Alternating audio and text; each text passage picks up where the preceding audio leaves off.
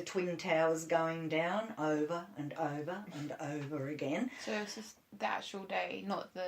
This was the day. Oh, the actual day. This day. So as soon as it had happened in America, like it's getting televised, and we're all in England, and probably in Australia, sitting there watching it. Well, see, you wouldn't have been watching it in Australia because you would have been asleep. Yeah.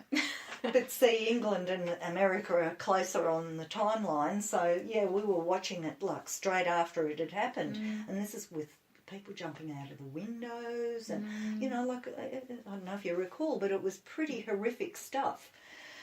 So the doctors were popping by and watching this, and the midwives and the cleaning ladies, and myself, and then we would go in and visit my daughter. Yeah. Well, a woman in labour can smell fear. She can smell danger, and she was smelling fear and danger all around her, and her body shut down and would not allow those induction drugs to work. Yeah. As a result, she had about a 3-day labour. It was very long and very difficult. And right at the end, she'd had epidural, she'd had pethidine. The obstetrician said to her, "I'm afraid we're going to have to either do a ventouse or a C-section. Which would you prefer?" And my daughter said a ventouse. So that's a suction cap. So the suction cap was applied to my grandson and he was pulled out. However, unfortunately, the suction cap came off his head, and then they had to put it back on again, and it cut his head, because back in those days it had a metal rim. These days it has a plastic rim. Anyway, the long and the short of it is my grandson's now 16 and he's perfectly fine. We've all recovered, but it was a very traumatic birth. But as I'm getting back to, 41% of inductions end up in C-sections, and that's one of the reasons that we've got this hugely increasing rate of C-sections today. You're right, and Sandy, the story you just shared about how the induction snowballed into all these other things, it's an unnatural process, so already you're messing with nature. Yeah. And the cascade of interventions. Yeah, definitely. And I think, again, if you're going to say yes to induction, I mean, what are you saying yes to? Science tells you it's oxytocin, just like the woman produces the hormone oxytocin as one of her labouring hormones, and it works the same in the body. Well, it doesn't. Maybe a little bit on a physical level, but it doesn't cross the brain barrier. So the woman's not getting these happy, joyful thoughts. You know, her beta endorphins or these other hormones are shut down because of this unnatural or fake drug, really, that's getting put in her system. So the feelings that she's getting when she's in labour is a lot more intense. It's not as smooth. She's not getting the happy, joyful, altered state of mind. That's the word I'm looking for. So she's very present, very conscious and feeling this. And how is a woman supposed to open and have a baby in that kind of state? Yes, I was just going to say about the induction drugs. Another time that a woman is given these drugs, sometimes it happens during labour. And if you're not dilating 1 centimetre per hour, which is part of the active management of labour, AML protocol, well then the midwife will come to you and say, "Oh, perhaps we should just pop a little IV in and we'll augment your labour. We'll just give you a little bit of oxytocin." So the woman's done a little bit of reading and she thinks, "Oh, oxytocin, that's a natural hormone of the brain produced by the pituitary gland. Oh, that sounds all right." But it is the main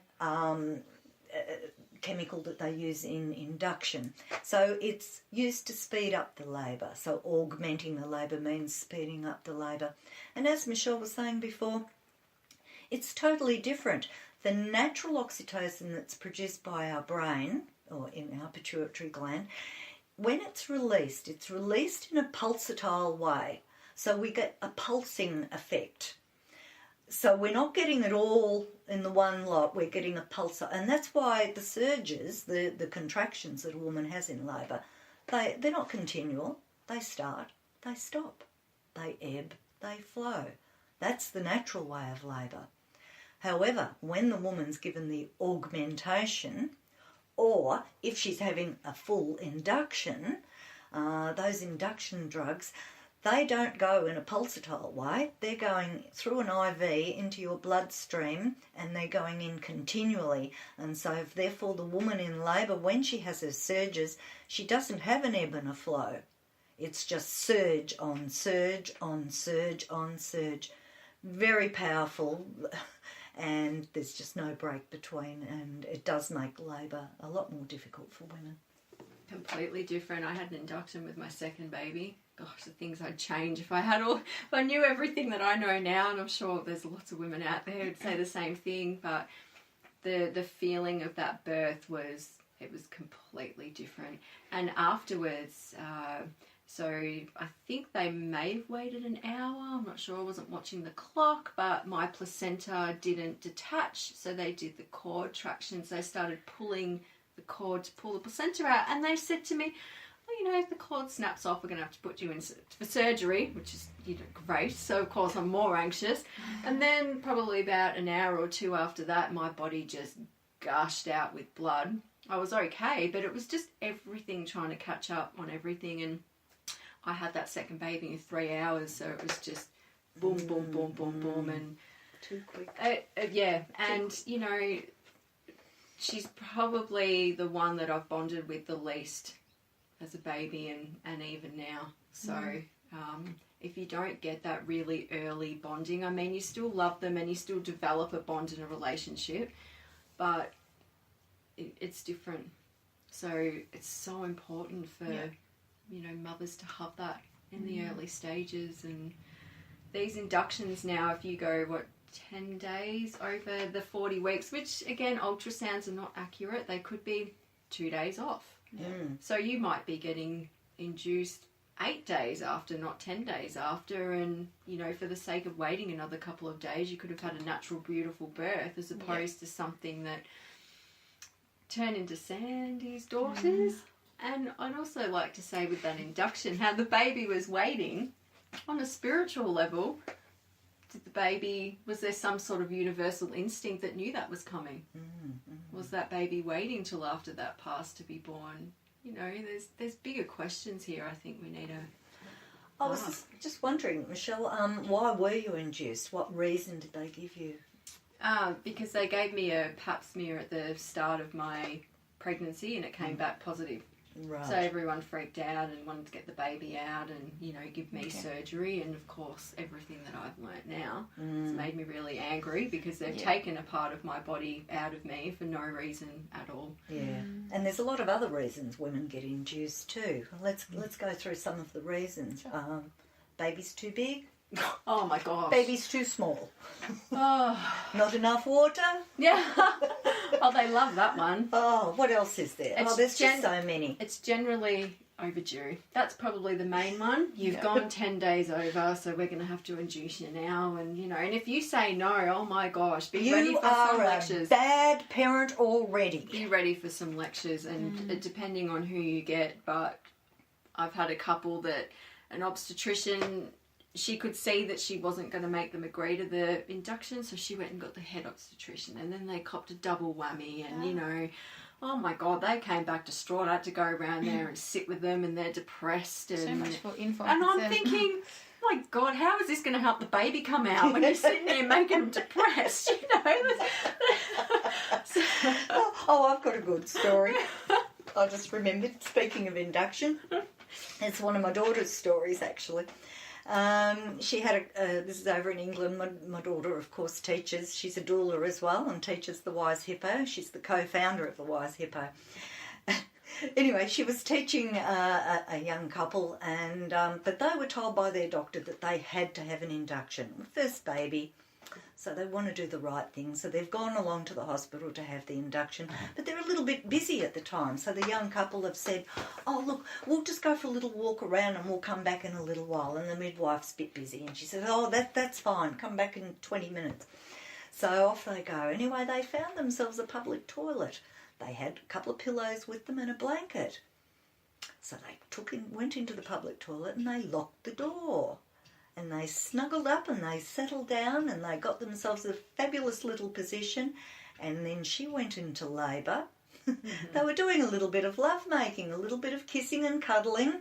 And that is the best way to bring on the natural oxytocin. Yeah. So her surges started. Gets baby out. And that's right, what gets baby in gets baby out. So anyway, the labour is in full progress and they just stayed there. Nobody could get into the toilet door and whatever. So then they called the midwives and the lady was just about due to give birth to her baby. So, gee, too late for the induction drugs. Yeah. That's the way to beat them. Do your own natural induction. Yeah. That's right. It's really interesting to listen to you both talking about this because I had that exact experience. So I was 10 days over, had to be induced, and it's interesting also. See how we even say it, had to be. Yeah, I know, right? And forced to be. It's really interesting, all these emotions that are coming up for me now. And I've talked to so many other people who have been in similar situations. There's so much birth trauma going on and there seems to be very little support out there for mothers to be able to heal and to be able to work through this. And I'm guessing as part of your work as doulas, like as postnatal support, that you would give some support for that. But yeah, just in general, there seems to be very little information. 100%. Another thing that's happening is children aren't part of birth anymore. Yep. Not as a mainstream thing. So really, we grow up and we don't have any idea of what birth is. And we fear the unknown. So I'm an advocate of children being involved in the birth process. I feel it bonds the family closer together. And children aren't traumatised from seeing a birth. Children have got so much resilience anyway, and you can prepare them. There's lots of beautiful YouTube births that you can watch, and I've heard about a doula who went and put a little bit of red food dye in the bath and said you might see a little bit of red after the birth, and just, so children are educated on what to expect. And yeah, I think it's our generation aren't going to be the ones to heal the birth process, but I think if we can start educating our daughters and start involving them in birth and their cycles, this comes back to their period, and it's not celebrated when we get our period, and it's just everything's just kind of swept under the rug. And some women grow up and say, have I always had a uterus? And it might sound crazy, but we're not taught any of these things, and school doesn't teach us much. They tell us how not to get pregnant, and then a woman gets pregnant. They don't know anything about how to be a parent. And they don't even understand what happens during the conception phase of, sperm and egg meet, but what else? Yeah. So, School-based sex education is very fear-based. And you know what? It's an interesting thing about childbirth, about sex education in school.